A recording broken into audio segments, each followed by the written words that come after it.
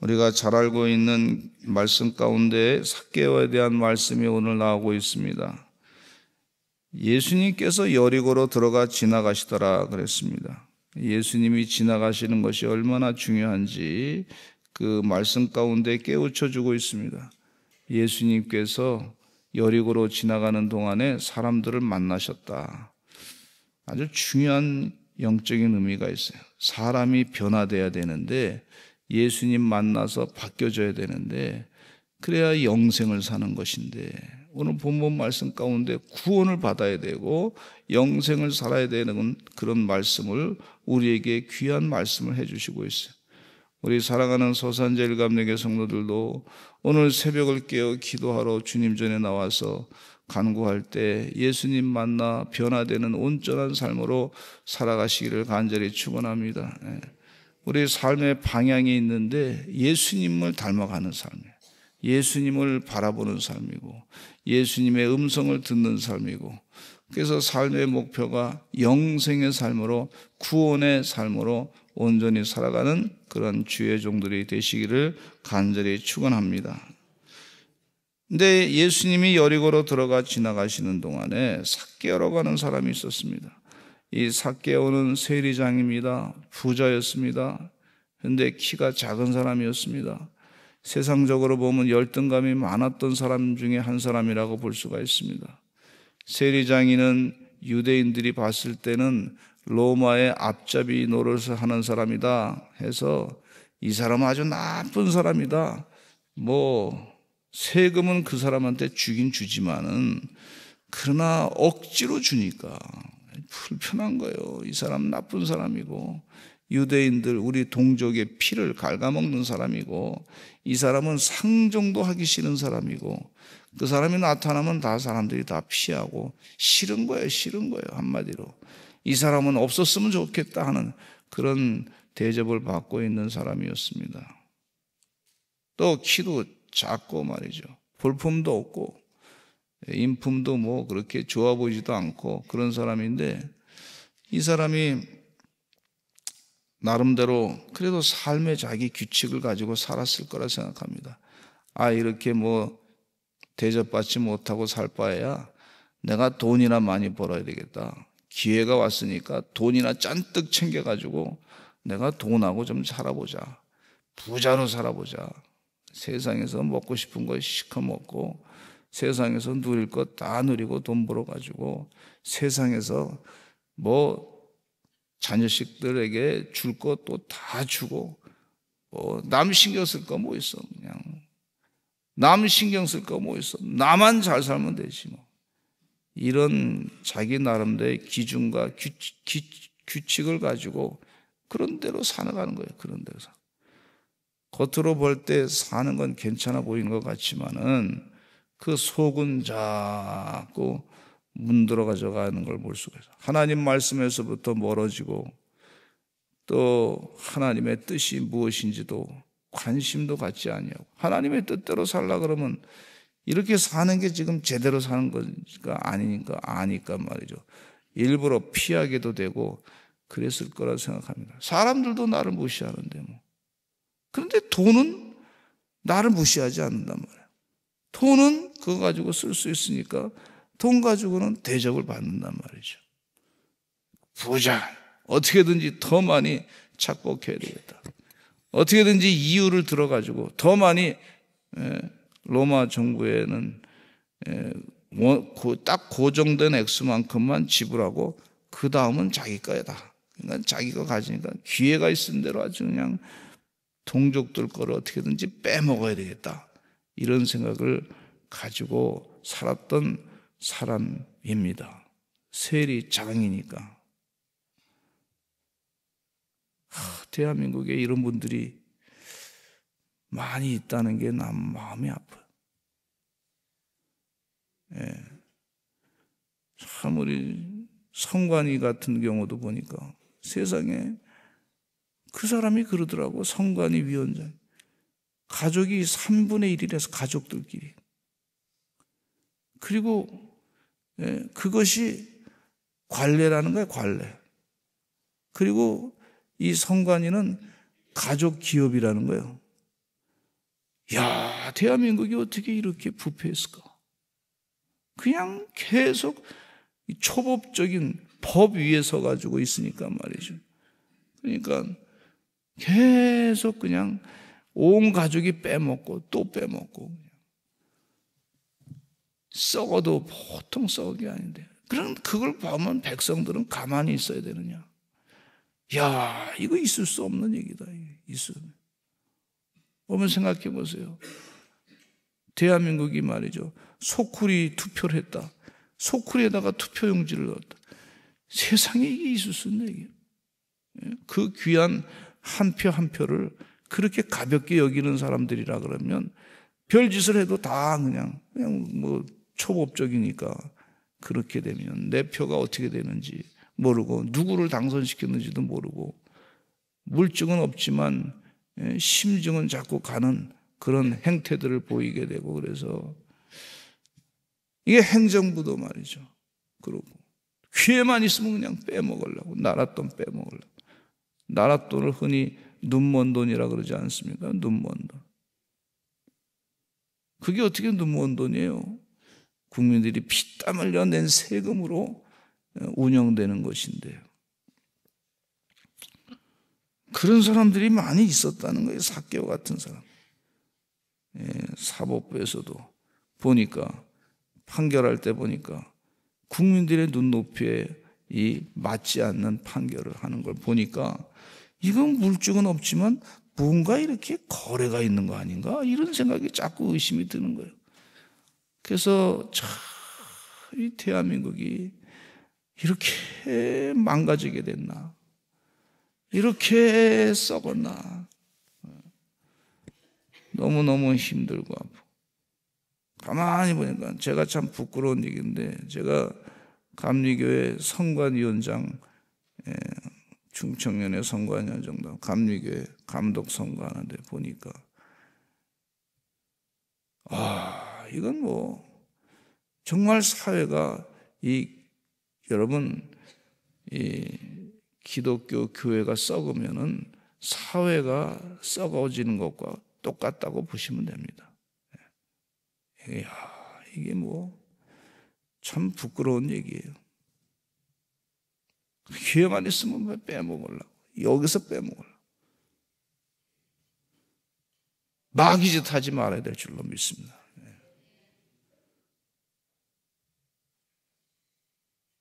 너나 저나 다 빼먹고, 그러니까 이 사람도 걸리고 저 사람도 같이 망하는 거지. 같이 우리 같이 망합시다. 작정한 나라 같아, 나라가. 그래서 마음이 아프다고.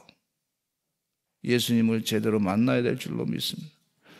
우리나라를 세우게 하신 분 하나님이신데, 신앙의 선배님들 목숨 걸고 그렇게 수고했는데, 물론 그분들 가운데도 나쁜 사람이 있겠죠. 근데 우리는 다시 회개하고 주님 품으로 돌아가서 주의 뜻대로 나라를 바르게 세워야 될 줄로 믿습니다. 그게 얼마나 중요한 일인지 몰라요. 하나님께서 우리에게 사명을 주시는 줄로 믿습니다. 다시 한번 주님을 바라보는 우리 서산제일감리교회 성도들 다 되시기를 간절히 축원합니다.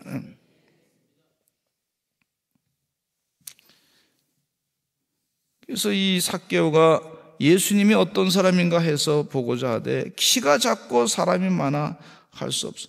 예수님이 어떤 분인가 관심을 가지고, 이게 구원받을 은혜의 통로가 되는 걸 볼 수가 있어요. 세상은 다 그렇다고 할지라도 이제 예수님이 어떤 사람인가 관심을 가지고 보는 자. 근데 이 사람이 한계가 있어요. 키가 작아. 그리고 사람이 많이 있어서. 그래서 예수님 앞에 갈 수가 없어. 또 다른 유대인들이 삭개오 이 키 작은 이 세리장이 누구도 하나 예수님 앞에 끌어가려고 하는 그런 노력을 하지 않는 사람, 다 그 사람 싫어하니까, 그 사람을 도와주면 다른 사람이 또 왜 그 사람 도와줬냐고 하면서 또 꾸짖으니까, 눈치 보이니까 예수님께로 끌고 못 가는 그런 상황이 있었던 걸 볼 수가 있어요. 그러니까 이 삭개오가 돌 무화과 나무가 딱 보이니까 올라가가지고 예수님을 딱 쳐다보는 거예요. 그때 예수님께서 삭개오야 내려오라. 오늘 내가 네 집에 가서 있어야 되겠다. 이렇게 말씀하고 있어요. 따라서 하시죠. 삭개오야 내려오라. 오늘 내가 네 집에 유하여야 되겠다. 아니, 예수님이 삭개오 이름을 어떻게 알았어요? 예수님이 누가 일러준 것도 아닌데 예수님이 알고 계시고 삭개오야 내려오라 그렇게 말씀하셨어요.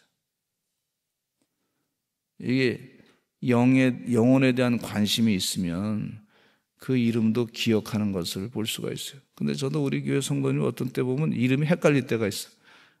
오해 없이 그러면 이해해 주시기 바랍니다. 완벽하지 않지만.